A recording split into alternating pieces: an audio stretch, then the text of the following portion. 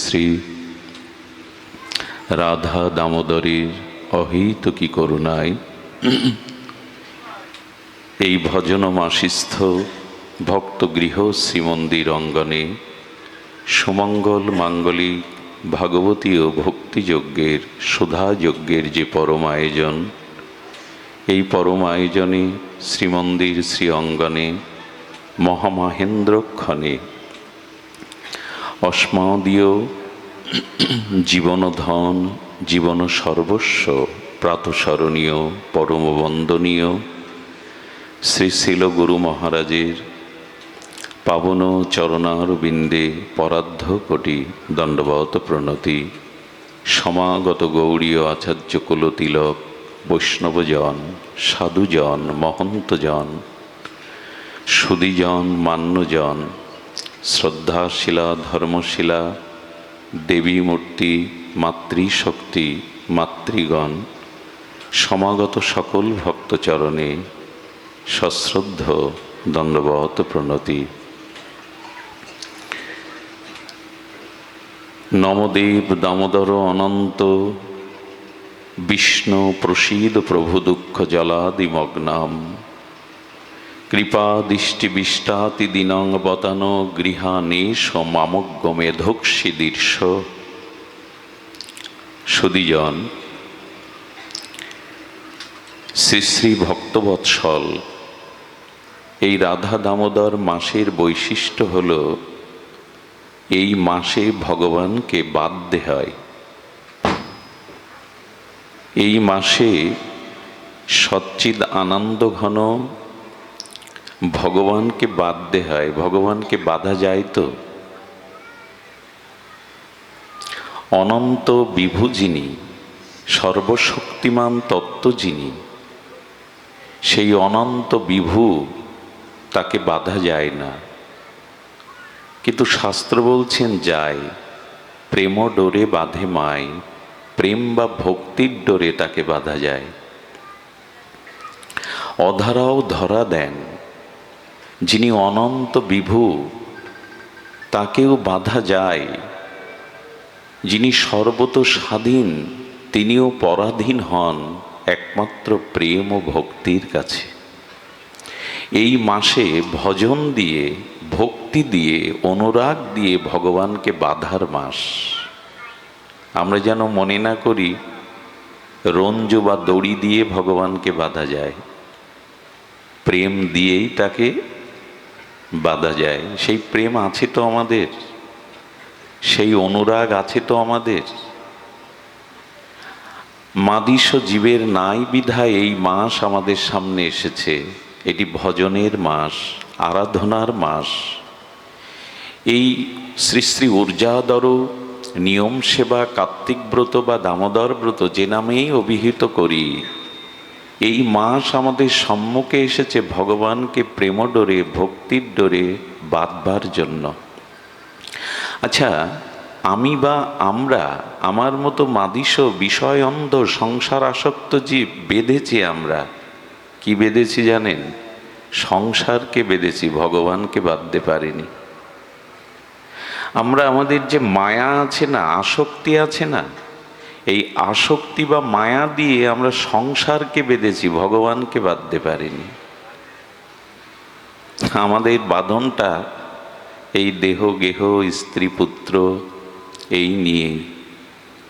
এই মাস আমাদের সামনে এসে জানিয়ে দেয়, যে আসক্তি দিয়ে দেহ গেহ স্ত্রী পুত্র সংসারকে বেঁধেছ, ওই আসক্তি অনুরাগ দিয়ে এই মাসে ভজন দিয়ে, অনুরাগ দিয়ে ভগবানকে বাঁধো। ভগবানকে বাঁধার মাস এটি।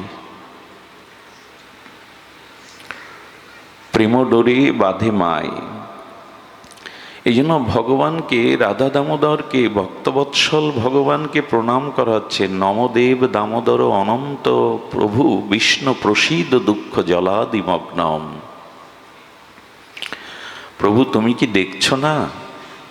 তুমি তো কৃপালু, দয়ালু, তুমি ভক্তবৎসল, তুমি অকারণ করুণা বরুণালয়। তুমি দেখছো না আমি এই মায়ার সংসারে, এই মৃত্যুময় সংসারে ডুবে যাচ্ছি তোমার ভজন না করে, শ্রীগুরু চরণ আশ্রয় না করে, তোমার সাধন ভজন, তোমার সাধুসঙ্গ, প্রগতিশীল ভক্তির পথে না গিয়ে আমি সংসারের মৃত্যুময় বিষয় সাগরে ডুবে যাচ্ছি। তুমি কৃপা দৃষ্টি দিয়ে একবার আমার দিকে তাকাও। কৃপা দৃষ্টি বৃষ্টাতি দিনং, আমি দীন, আমি হীন, আমি পতিত, আমি স্খলিত। তোমার কৃপা দৃষ্টি দিয়ে একবার তুমি আমার দিকে তাকিয়ে দেখো। এই প্রার্থনা, মাম মেধোক্ষী দৃশ্য, আমার এই দৃশ্য তুমি দেখো। এই জন্য ভগবান বলছেন, সংসারের আসক্তি দিয়ে যা সংসারকে বেঁধেছ, মায়াকে বেঁধেছ, মায়া তোমাকে বেঁধেছে, সেই আসক্তি দিয়ে ভগবানকে বাঁধো। কি করে বাঁধবেন? ভক্তি দিয়ে, প্রেম দিয়ে। প্রেম ভক্তি কি করে পাবেন? ভজন দিয়ে, আরাধনা দিয়ে। এটা সেই আরাধনারই মাস। হ্যাঁ, এটি আরাধনারই মাস। তার কারণ, যথা দামোদর ভক্তবৎসল বিদিত জনা তৎসহং তাদিশং মাসং স্বল্পমা পুরকারক। বললেন, ভগবান যেমন ভক্তবৎসল, তেমনি এই মাস, এই দামোদর মাস, এই নিয়ম সেবা মাসও ভগবানের ন্যায় ভক্তবৎসল। এই জন্য এই মাসে আমাদের ভজন দিয়ে, ভগবানের আরাধনা দিয়ে প্রেম ভক্তি প্রাপ্তির চেষ্টা করতে হবে। সুধীজন, ভগবানকে প্রেমডোরে যশোদা শুধু বাঁধেননি, এই সুযোগটা এই মাসে আমাদের জন্য ভগবান দিয়েছেন।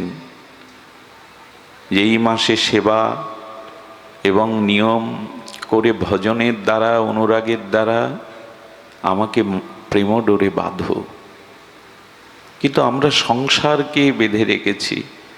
দেখুন, ভগবান এই মাসে ধরা দেওয়ার জন্য বড় কৃপালু হয়ে ওঠেন, দরদি হয়ে ওঠেন, ভক্তবৎসল হয়ে ওঠেন। তাহলে মা যশোদার সাধ্য আছে কি তাকে বাঁধবার? যার পূর্ব নেই, পর নেই, যার ভেতর নেই, বাহিরে নেই, যিনি অনন্ত বিভু, যিনি অজর অমর শাশ্বত অনন্ত, তাকে বাধা যায় না। আসলে তিনি বাধার চেষ্টা কিন্তু করেছিলেন, কিন্তু 2 আঙুল বারবার কম পড়ে যাচ্ছিল। আমি ভগবানকে বাঁধবো, এটা হয় না, বাধা যায় না। যশোদা মাও কম চেষ্টা করেননি পট্টডরিকা দিয়ে, আর তিনি দাস দাসীদের দিয়ে সমস্ত রঞ্জ একত্রিত করেও 2 আঙুল কম পড়ছে। ভগবান সংকেত দিলেন, 2 আঙুল অন্য কিছু না, একটি অঙ্গুলি হলো ভক্তের প্রচেষ্টা, সাধনা, আরেকটি অঙ্গুলি হলো ভগবানের করুণা। ভক্ত সাধনার দ্বারা ভগবানের দিকে অগ্রগামী হবে, আর সেই সাধনার ও ব্যাকুলতা দেখে ভগবান করুণায় নেমে আসবেন। এই সাধনার করুণা যুক্ত হলেই তবে ভগবানকে বাধা যায়। সাধনা এবং করুণা, সাধনা চাই, ভজন চাই, তবেই তো করুণা আসবে, তবেই তো কৃপা, তবেই তো করুণা আমাদের মাঝে আসবে, ধরা দেবে। সুধীজন, এই জন্য সংসারে এই বিষয় আসক্তির মমতা আসক্তি যেটুকু সংসারকে দিয়েছি, তার কথঞ্চিত যদি কিছু যদি ভগবানকে এই আসক্তিটা দিতে পারতাম, ভগবানের প্রতি এই কিছুটা আসক্তি অনুরাগ দিতে পারতাম, তাহলে ভগবান দয়ালু কৃপাও হলে আমার ভজনে, আমার অনুরাগে, আমার প্রেমের ভক্তির বন্ধনে তিনি আবদ্ধ হতেন। আচ্ছা, ভগবানকে এখানে বলা হচ্ছে কৃপা দৃষ্টি বৃষ্টাতি দিনং, আমি দিন পতিত স্খলিত, তুমি কৃপারূপ বৃষ্টি করো আমার উপরে। করুণার বৃষ্টিতে আমার এই সংসার ত্রিতাপ তাপকে, দগ্ধীভূত তাপকে, ভবমহা দাবাগ্নি তাপকে তুমি কৃপা বৃষ্টি দিয়ে শীতল করো। এটা বলা লাগবে না, কৃপা করছেন ভগবান আমাদের। একটি শব্দ বলি, কবিরাজ কৃষ্ণ গোস্বামীর খুব মার্মিক শব্দ।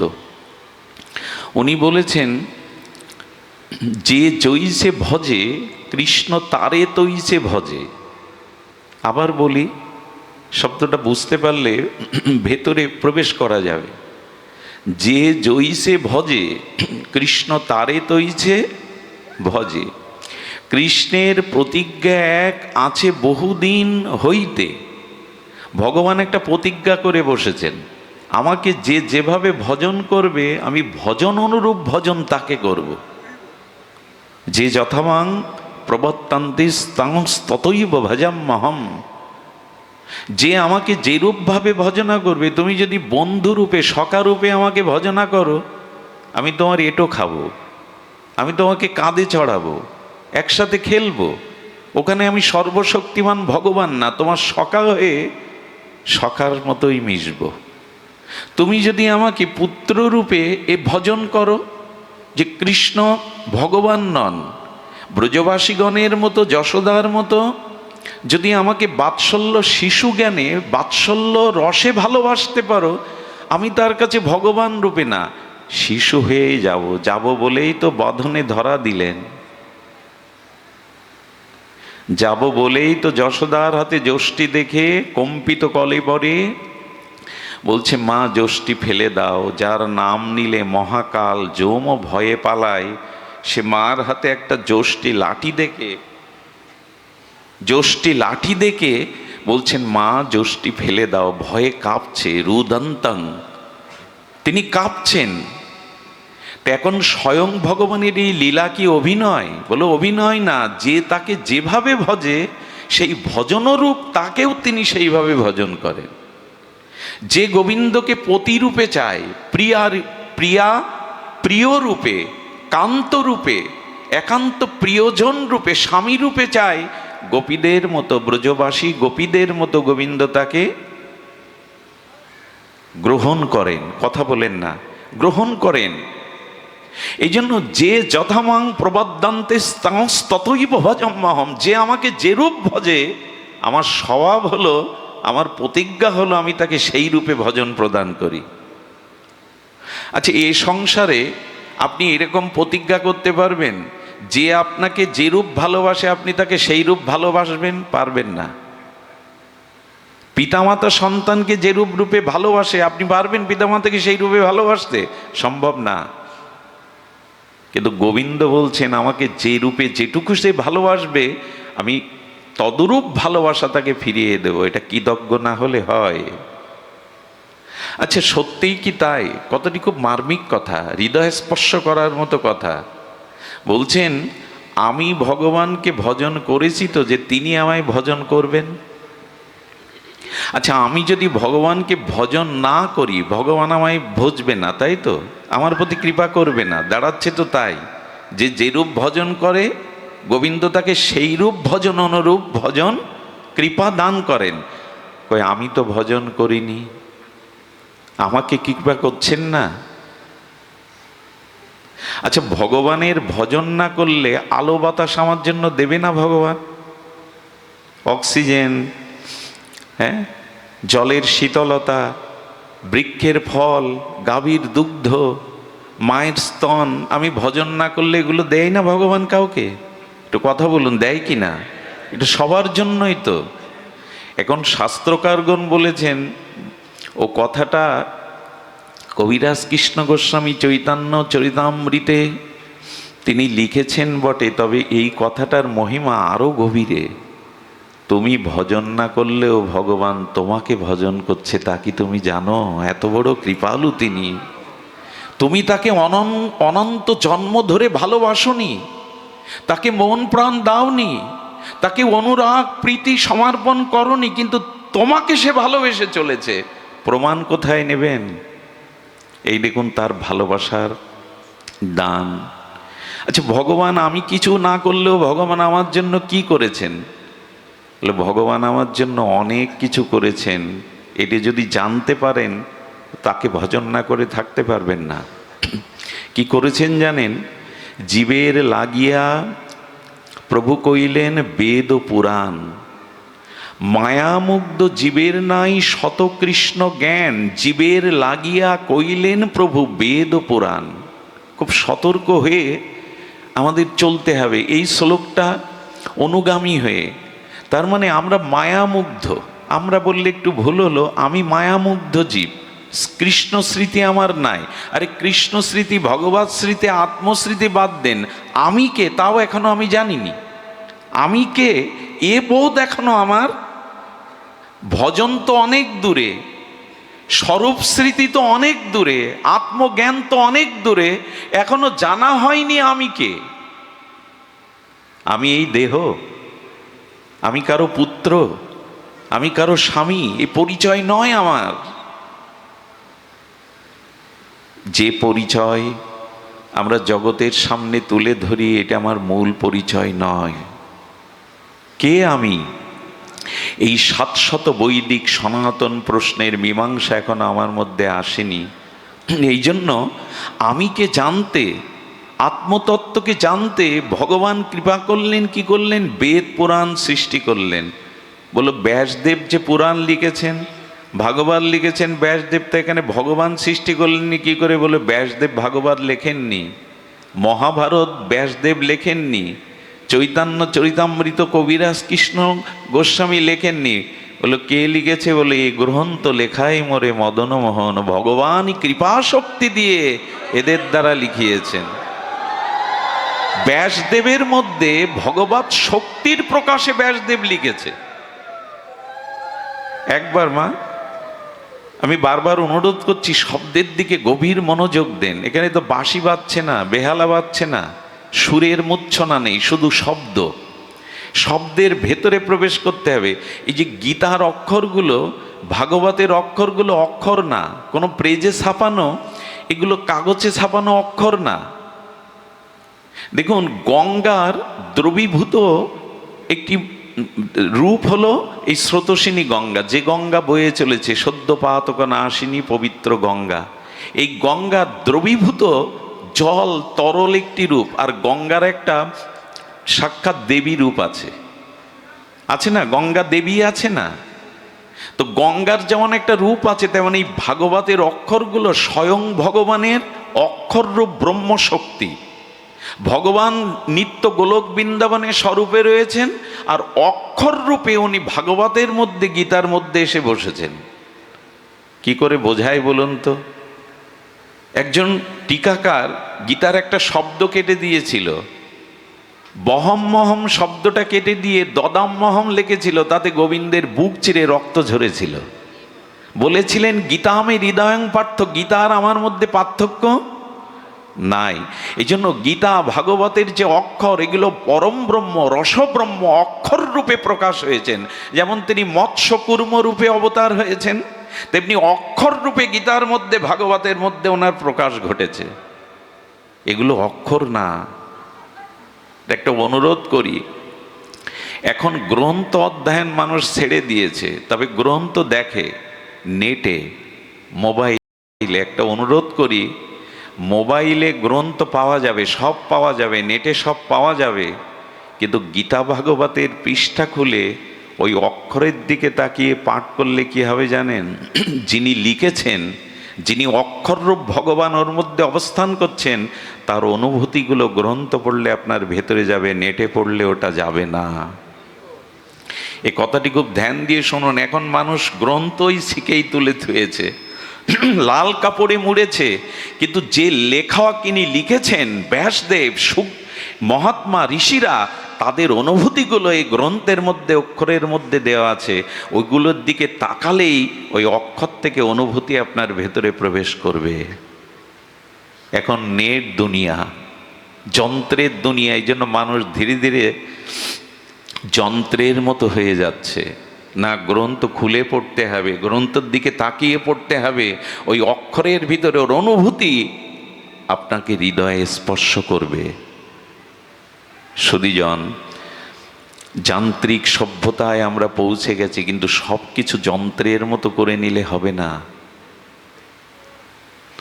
মায়ের বুকে দুগ্ধ যন্ত্র তৈরি করতে পারেনি, পারবেও না কোনোদিন। কি মনে হয় পারবে? কি পারবে না, এটা হয় না। মাতৃস্তনে ক্ষুধার্ত শিশু ক্ষুধায় কাতর হয়ে স্তন মুখে দিলেই দুগ্ধ আসে, টানলে দুগ্ধ আসে। সিরিজ দিয়ে টানলে, যন্ত্র দিয়ে টানলে কি আসে গো? রক্ত আসে। কেন? শিশু টানছে মায়ের স্তনে মুখ দিয়ে, দুধ আসছে অমৃত দুগ্ধ, সিরিজ দিয়ে টানো, যন্ত্র দিয়ে টানো, বলো রক্ত আসবে। সব কিছু যন্ত্রের মতো করে নিলে হবে না। এই জন্য প্রতিদিন আমাদের সাহাধ্যায় যোগ্য গীতা ভাগবত একটু খুলে দেখতে হয়, ওর ভিতর থেকে অনুভূতিগুলো ভেতরে প্রবেশ করে। তো এই জন্য ওখানে লিখছেন, জীবের লাগিয়া কইলেন প্রভু বেদ ও পুরাণ। আমাদের জন্য, আমি কিছু না করলেও গোবিন্দ অনেক কিছু করছেন আমার জন্য। বেদ পুরাণ জগতে পাঠিয়েছেন। কেন পাঠিয়েছেন?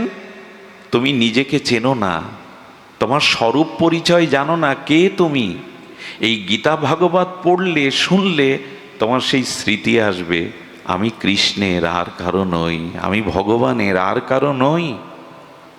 আচ্ছা, এই দেহটা পিতামাতা দিতে পারে, আত্মা দিতে পারে তো পিতামাতা? পারে কি? পারে না। এই রক্তমাংসের পিণ্ড শরীরটা পিতামাতা দিতে পারে, আত্মা দিতে পারে না। আচ্ছা, দেহ আত্মা সৃষ্টি করে না, আত্মা দেহকে ধরে রাখে, কোনটা? দেহ আত্মাকে সৃষ্টি করতে পারে না, ধরে রাখতে পারে না। দেহ যদি আত্মাকে ধরে রাখতে পারত, মৃত্যু নামক জিনিসটা, অভিশাপ আমাদের জীবনে আসতো না। দেহ আত্মা ধরে রাখতে পারে না বলেই তো মৃত্যু আসে। তার মানে দেহের ক্ষমতা নেই আত্মাকে ধরে রাখার, কিন্তু আত্মার ক্ষমতা আছে দেহটাকে ধরে রাখার। এই আত্মাটা কে? এ বাবা মার দেওয়া কোনো অংশ, রক্ত মাংস পিণ্ড? এটি সাক্ষাৎ ভগবানের চিদানু অংশ। মামই বাংশ জীবলোক জীবভূতা সনাতন, শাশ্বত সনাতন অজর অমর ভগবানের চিৎকন অংশ। ভগবান আত্মারূপে আমার হৃদয়ে আছেন, যাতে আমি বেঁচে থাকি। কে বাঁচিয়ে রেখেছেন আমাকে? বাবা মা, পাড়া প্রতিবেশী, খাদ্য, চিকিৎসক, ঔষধ। আত্মা না থাকলে বলুন তো কাউকে বাঁচাতে আমাকে? মৃত ব্যক্তিকে প্রাণ দিতে বলুন তো। সেই আত্মার দিকে তাকাবার সময় নেই। যাদের দিকে সারা জীবন তাকালাম, তারা প্রকৃতত্ব আমার কল্যাণ কেউ চায়নি। যে আমাকে কল্যাণ করবার জন্য আমার হৃদয়ে বসে আছে, আমি তার দিকে সারা জীবন তাকালাম না, করলামটা কি? এই জন্য বললেন, আমি ভগবানকে না ভজলেও ভগবান আমাকে ভজছেন হৃদয়ে বসে। আমি তোমার হৃদয়ে আছি বলে তুমি বেঁচে আছো, তোমার চেতনা আছে, তোমার বিবেক আছে। কেন তোমার হৃদয়ে আছি যেন? কবে তুমি আমার হবে, কবে তুমি আমার ভজন করবে, এই আশায় আমি তোমার হৃদয়ে আছি। দেখুন তো, আমি ভজন না করলেও তিনি আমায় ভজন করছেন কিনা। এই কথাগুলো হৃদয় দিয়ে শুনলে তার ভজন না করে থাকতে পারবেন না। এত কৃপালু তিনি, এত দয়ালু। আচ্ছা, ভেতরে আত্মারূপে ভগবান আছেন, আমার উপলব্ধি নেই, উপলব্ধিটা কে করিয়ে দেবে? সুইচটা তো অন করতে হবে, তবে তো আলো জ্বলবে। সুইচটা অফ আছে, তো কে আমার এই আত্মচেতনাটা জাগিয়ে দেবে? খুব ধ্যান দিয়ে শুনুন, অলসতা আনবেন না। কে জাগিয়ে দেবে জানেন? গোবিন্দ তখন বলছেন, বেদ পুরাণ দিয়ে তোমার আত্মস্বরূপ জানবার জন্য জ্ঞান দিলাম, তবু তুমি বেদ পুরাণ দেখলে না, আত্ম উপলব্ধিতে আসলে না। এই জন্য আমি কি করেছি জানো? আমি সৎ গুরু রূপে তোমার কাছে গেছি। কত করুণা করছেন তিনি, কারণ শ্রীগুরু ভগবানেরই কৃপামূর্তি।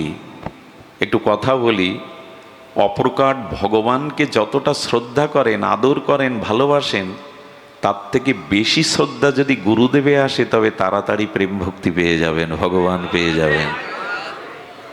অপ্রকট ভগবানের থেকে প্রকট গুরুদেবের প্রতি আরো আদরশীল যিনি, আরো আদর, আদর যত্ন, আরো সেবা, সে দ্রুত প্রেম ভক্তি লাভ করে। এই জন্য গুরুকে মনুষ্য জ্ঞান কবু না করিবে, মহিমাই গুরু কৃষ্ণ এক করি জানো। শ্রী গুরুদেব আর স্বয়ং ভগবানে মহিমাতে কোনো পার্থক্য নেই, বরঞ্চ কৃপাতে ভগবানের থেকে গুরুদেবের মহিমা আরো বেশি।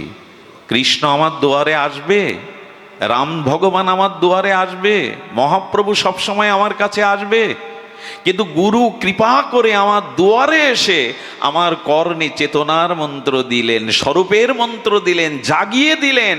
আমি ভগবানের আর কারো নয়, আমি রাধারানীর দাসী, আমি কৃষ্ণের দাস, আমি সংসারের দাস নই, স্ত্রী পুত্রের দাস নই, দেহগেহর দাস নই, আমি কৃষ্ণের দাস। এই চেতনার স্ফুরণ সদ্গুরুদেব শক্তি সঞ্চারিত করে দিয়ে দিলেন। আমি গুরুদেবের জন্য কি করেছি? গুরুদেবই তো কৃপা করে আমাকে করুণা করলেন। আমি ভজন করিনি, কিন্তু ভগবান ভজন। আচ্ছা, আমি যে দীক্ষা পেলাম, আমার ভিতরে যে আত্মা আছে, আমি ভগবত শিক্ষা কোথা থেকে পাবো? ভগবান বললেন, আমি ভক্ত রূপে, বৈষ্ণব রূপে তোমাকে এই শিক্ষাটা দিচ্ছি।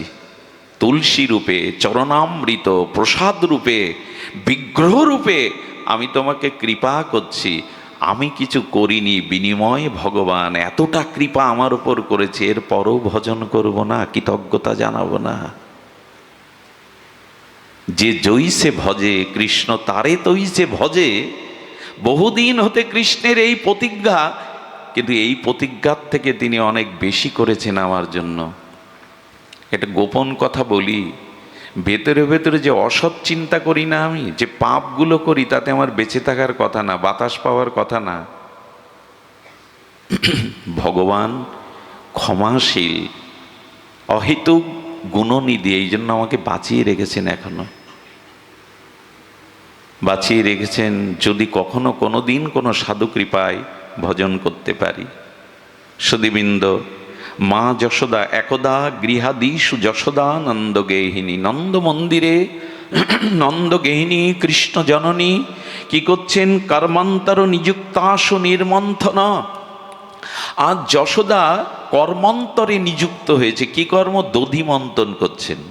যশোদা কি করছেন? দধিমন্থন করছেন। স্বয়ং দধি, অর্থাৎ নিজে এই কৃষ্ণ জননী নন্দগেহিনী, নন্দ রানী নন্দ মন্দিরে দধিমন্থন করছেন। আচ্ছা, রানী যিনি হবেন, রাজমাতা যিনি হবেন, কৃষ্ণ জননী যিনি হবেন, নন্দ মহারাজের যিনি সহধর্মী, তার দাস দাসী তো শত শত, নিজে কেন দধিমন্থন করছেন? কেন করছেন জানেন?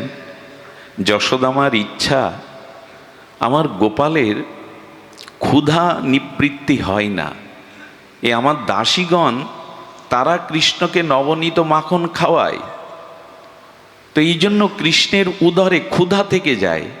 আর শিশুর উদরে যখন ক্ষুধা লাগে, তখন তার হিতাহিত থাকে না। এই জন্য তো ব্রজবাসীদের দুয়ারে ননি চুরি করে খায়। মায়েদের একটা স্বভাব কেমন জানেন? নিজে হাতে সন্তানকে সেবা না করাতে পারলে অন্য 100 মা যদি তার খোকাকে সেবা করায়, মার মন ওঠে না। খোকার বুঝি পেট ভরেনি, খোকা বুঝি ঠিকভাবে খায়নি। এটা মায়ের বাৎসল্য স্বভাব। যশোদারও এই এত চুরি করে কেন? আমার ঘরে এত মাখন, আমার ঘরে এত নবনীত, তো কৃষ্ণ চুরি করে কেন গোপীদের ঘরে? মনোচোর নবনীত চৌরম, গোপী মনোচোর নবনীত ব্রজে নবনীত চৌরম। যশোদার অনুভব হলো এই গোপালের ক্ষুধা মেটে না। এই জন্য যশোদা মা কি করেছেন? গিরিরাজ গিরিজাগ, সেই ইন্দ্রজাগে যখন গিরিরাজে মহারাজ সহ দাস দাসীরা সবাই চলে গেছে, যশোদা মা আজকে অপেক্ষা করছে, আজকে নিজে হাতে মন্থন করে আমার গোপালকে আমি উৎকৃষ্ট আস্বাদ্য নবনীত খাওয়াবো। এ প্রসঙ্গে যশোদা কি বললেন জানেন? ভগবত সেবা, গুরু সেবা চাকর বাকর অন্যকে দিয়ে করতে যেও না, নিজে হাতে করো। আমাদের দেশে টাকা পয়সা থাকলে একটা মন্দির বানায়। ইন্ডিয়া থেকে, জয়পুর থেকে কয়েক লাখ টাকা খরচ করে রাধা মাধব আনি, নবদ্বীপ থেকে নিতাই গৌরানি, কিন্তু মন্দিরে যাওয়ার আর সময় হয় না। 10-20 হাজার টাকা দিয়ে সেবক রাখি। আরে বাবা, যদি ভগবানের কাছে যাওয়ার সময়ই না পাও, তাকে সেবা করার সময় না পাও, যদি লোক দিয়েই করতে হয়, তো ও মন্দির বানানোর মানে কি? মন্দির একটা করতে পারলেই বেঁচে যায় আমরা। কি একটা করলাম, কিন্তু না, ইট কাঠ দিয়ে তো বাড়িও তৈরি হয়।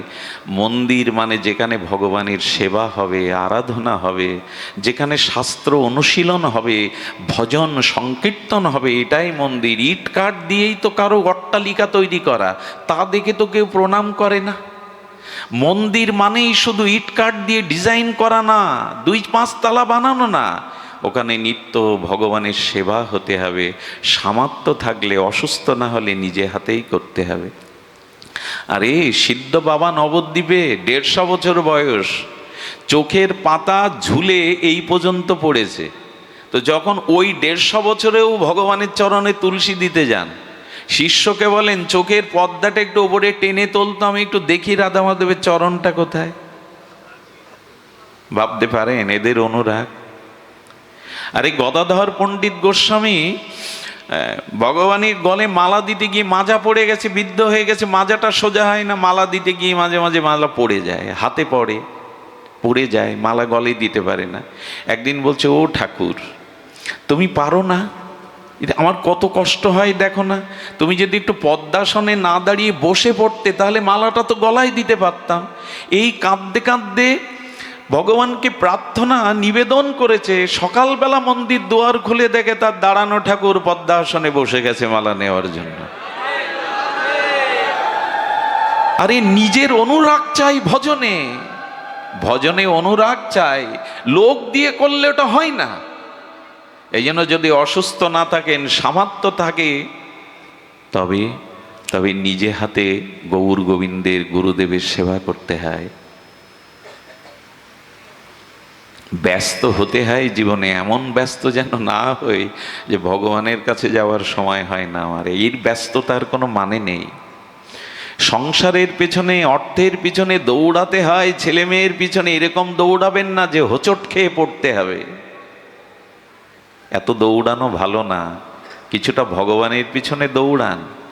মনে আছে তো যশোদার হাতে যষ্টি, আর কৃষ্ণ পালাচ্ছে, ধর ধর ধর, আজ তোকে সাজা দেবই। কৃষ্ণ তখন পিছনে দাঁড়িয়ে দেখছে মার গামটা দরদর করে বিন্দু বিন্দু শ্বেত ঘর্ম পড়ছে, নিতম্ব ভারী। মা যশোদার দৌড়াতে কষ্ট হচ্ছে, মা কে আর পারে ওই দুষ্টু চঞ্চল চপল কৃষ্ণ গোপালের লালার পেছনে দৌড়াতে। পদকর্তা বলছেন, কৃষ্ণ তুমি দেখছো না তোমার মায়ের কষ্ট হচ্ছে, তোমার পেছনে দৌড়াচ্ছে। ভগবান বললেন, আমার পেছনে যখন কেউ দৌড়ায় তখন আমার খুব ভালো লাগে, আনন্দ লাগে। বলে কেন লাগে? বলে সংসারের পিছনে, বিষয়ের পিছনে না দৌড়ে এখন আমার পেছনে দৌড়াচ্ছে, এই জন্য আমার ভালো লাগে। আপনাদের দেখছেন এখন রাধারানী, আপনাদের দেখছেন এখন গোবিন্দ, কেন জানেন? আপনারাও তার পিছনে দৌড়ে এসেছেন, কত দূর থেকে দৌড়ে তার পেছনে এসে। যেখানে ভাগবত সেখানেই স্বয়ং ভগবান। এই জন্য ভগবানের পেছনে দৌড়ালে ভগবানের ভালো লাগে, এই জন্য যে সংসারের পেছনে না দৌড়ে তুমি আমার পেছনে দৌড়াচ্ছ। আচ্ছা, দৌড়ে ভগবানকে ধরা যাবে তো? দৌড়ে পাবেন তো? ধরে দৌড়ান তো। ধরা না দিলে অধরাকে ধরা যায় না। চাঁদ আপনার হাতের মুঠোয় আসবে না, কোনোদিন আসবে না। ধরা না দিলে ধরা যায় না। কিন্তু গোবিন্দ বলছেন ধরার দুটো উপায়, ওই দৌড়ানোটা সাধনা, একটু আগে বললাম। আর যখন দৌড়াতে দৌড়াতে ক্লান্ত হয়ে বলবে আমার শক্তিতে তোমাকে পাবো না ভগবান, তুমি কৃপা করে ধরা দাও, যখন অহংকার দূর হবে, তোমার নিজ শক্তির গর্ব দূর হবে, তখনই কৃপা করে ভগবান ধরা দেবেন। সুধীজন, এই জন্য কর্মান্তর নিযুক্তাসু নির্মন্থন স্বয়ং দধি। যশোমতী মা নিজে মন্থন করছেন দধি, আর জগৎকে জানাচ্ছেন ভগবানের সেবা নিজে হাতে করো। সুধীজন, বহুবার বলেছি কথা, এ কথা আপনাদের বহুবার শোনা, তবু ভাগবত কথায় তৃপ্তি আসে না, পিপাসা মেটে না, নিত্য নিরন্তর পিপাসা বেড়ে চলে। আপনারা জানেন যশোমতী মা ভোরবেলা এই দধি মন্থন করছেন। কখন করছেন? ব্রাহ্ম মুহূর্তে, খুব ভোরবেলা। আচ্ছা ভোরবেলা, আচ্ছা অম্লযোগে দইটা, ঘোলটা থেকে দধি মাখন তুলতে গেলে, দই থেকে বা ঘোল থেকে মাখন, উৎকৃষ্ট আস্বাদু মাখন তুলতে গেলে কখন মন্থন করলে মাখনটা উৎকৃষ্ট বেশি বা সুস্বাদু হয়? ভোরবেলা। যারা মাখন তোলে না তারা ভোরবেলা দেখেন মন্থন করে, ভোরবেলা মাখনটা উৎকৃষ্ট ওঠে, আস্বাদ্য ওঠে, বেশি পরিমাণে ওঠে। আচ্ছা যদি দুপুরে মন্থন করেন, ওটা কেটে যাওয়ার সম্ভাবনা থাকে। উঠবে কিন্তু বেশি উঠবে না, উঠবে কিন্তু আস্বাদ্য হবে না। যদি সন্ধ্যাবেলায় মন্থন করেন ও বিষ হয়ে যাবে, দুধ তখন কি হবে? টক বা বিষ হয়ে যাবে। সংকেত দিচ্ছে যশোসা, যদি ভগবানকে ভজনাই করতে হয় তবে সকাল সকাল ভজনা করো, বেলা হয়ে গেলে টক হয়ে যাবে, বেলা হয়ে গেলে বিষ হয়ে যাবে, আর ভজনা করা যাবে না। সকাল সকাল ভজো। আর আমাদের হয়েছে সকালে ভজার হয়েছে, এখন মৃত্যুর কূলে দাঁড়িয়েও সায়ান্নে 80 বছরের বৃদ্ধ, 60 বছরের বৃদ্ধ বিদ্যাও বলে এখন আমার সময় হয়নি, আগে নাতি নাতনি দেখি, আগে এদের শখ মিটিয়ে নি, তারপরে বৃন্দাবনে যাব, তারপরে রাধা রাধা বলবো। সকাল সকাল ভজন করতে হবে, নালে উঠবে না। বিকালে করতে গেলে, দুপুরে করতে গেলে টক হয়ে যাবে, কেটে যাবে, বিষ হয়ে যাবে, আর স্বাদ পাবেন না। এই জন্য প্রহ্লাদ মহারাজ বলেছেন, কৌমারাং আচারিত প্রাজ্ঞ ভাগবত ধর্মান। যদি ধর্মকর্ম করে নিজের উদ্ধার কল্যাণ করতে চাও তবে কৌমার কিশোর বয়স থেকেই শুরু করো, শিশুকাল থেকে শুরু করো, বেলা গড়িয়ে গেলে হবে না। এই বাণীটা আমাদের হিন্দু সনাতনী হিন্দুদের বোঝানো যাচ্ছে না। ছেলে ইঞ্জিনিয়ার হবে, ডাক্তার হবে, উকিল হবে, মাস্টার হবে, ধর্মকর্ম 3rd সাবজেক্ট, 8ম সাবজেক্ট। ওইটা পরে করিস, আগে পড়। এত পড়ছে যে পড়তে পড়তে পড়েই যাচ্ছে, দাঁড়াতে পারছে না, পড়েই যাচ্ছে, নৈতিকতাই পড়ে যাচ্ছে, আদর্শ থেকে পড়ে যাচ্ছে। এই জন্য ধর্মীয় শিক্ষাগুলো বাড়িতে শুরু করুন। আজ আর গুরুকুল নেই যে কৃষ্ণ বলরামের মতো, মহাপ্রভুর মতো, রঘুপতি রামচন্দ্রের মতো গুরুকুলে গিয়ে খালি পায়ে ব্রহ্মচর্য পালন করে, তপস্যার দ্বারা গুরুবাক্য পালন করে শাস্ত্র শিক্ষা গ্রহণ করবে। আজ গুরুকুল নেই, প্রতিটা বাড়িতেই গুরুকুল করুন, ধর্মীয় শিক্ষার ব্যবস্থা করুন। গীতা, ভাগবত, রামায়ণ, মহাভারতের তত্ত্ব নির্যাসগুলো তাদের জানতে দিন, নাহলে এরা পথ হারিয়ে বসবে। পথ তো হারিয়েই ফেলেছি আমরা। সুধীজন, শুধু বছরে একদিন ভাগবত দিয়েই জাতিকে জাগানো যাবে না, সমাস অন্তর একদিন ভাগবত পাঠ করে হবে না। নিত্য নিরন্তর আমাদের গৃহগুলোকেই ভগবানের, আমাদের হিন্দুদের গৃহটাই তো আশ্রম। আশ্রম কি শুধু সন্ন্যাস আশ্রম, বানপ্রস্থ আশ্রম, কাশীর আশ্রম না। সনাতনী বৈদিক ঋষি বলেছেন হিন্দুর গৃহটাই গারস্থ আশ্রম। আরো শুনে গর্ব হওয়ার কথা, সন্ন্যাস আশ্রম, বানপ্রস্থ আশ্রম, ব্রহ্মচর্য আশ্রমের জননী হলো এই গারস্থ আশ্রম। গৃহ আশ্রম হলো সর্ব আশ্রমের জননী স্বরূপ। কিন্তু আজ গৃহগুলো কি হয়ে গেছে? গৃহগুলো আমরা এক একটা দাবানল তৈরি রেখেছি, কারোর সাথে কারো মিল নাই, কেউ কাউকে ভালোবাসে না, প্রতিবেশীর মুখ দেখে না, কারোর সাথে কারো হৃদয়ের মেলবন্ধন নাই। কোথায় আশ্রম? আজ গৃহগুলো হয়ে গেছে দাবাগ্নির মতো কারাগার। এই জন্য ঘরে ধর্মকর্ম শুরু করুন। সকালে উঠে যশোদা প্রতিদিন সেই প্রদীপের শিখাটা অঙ্গুলি দিয়ে উত্তোলন করে কৃষ্ণর মুখটা দেখতেন, ওই প্রদীপ দিয়ে 2-4 বার কৃষ্ণের শ্রীবদনটা, গোপালের লালার বদনটা দেখতেন। আর আমাদের বলা হলো মায়েরা উঠে প্রভাতে যেন একটু মঙ্গল আরতি দেখায় ভগবানকে। প্রদীপ জেলে ভগবানকে একটু মঙ্গল আরতি দাও, তোমার গৃহে আর অমঙ্গল ঢুকবে না। আমি খুব দৃঢ় কণ্ঠে বলতে পারি, 5% বাড়িতে হিন্দুদের মঙ্গল আরতি হয় না। এত চিৎকার কেন? এত রোগ, এত শোক, এত অশান্তি কেন?